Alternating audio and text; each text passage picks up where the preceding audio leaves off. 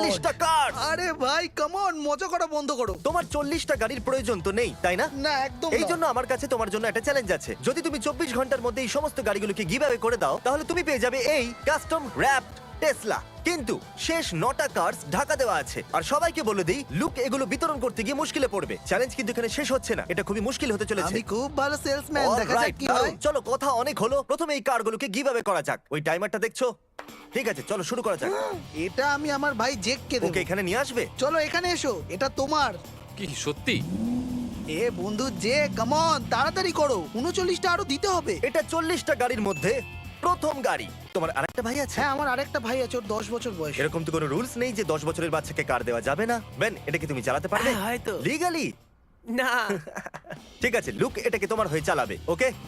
By. এনারা তোমার parents. যদি ওই 40টা কার ও সবাইকে দিয়ে দেয়, সে যেই হোক না কেন, ওয়ালমার্টের যে কোনো র্যান্ডম মানুষকেও দিতে পারে, তাহলে এ পেয়ে যাবে এই টেসলা। তো আপনাকে একটা কার দিতে চাইছে, যাও যে কোনো একটা গাড়ি আমার বেছে নাও। সবসময় গ্র্যান্ড চেরোকি পছন্দ ছিল। এটা তোমার হলো বাবা।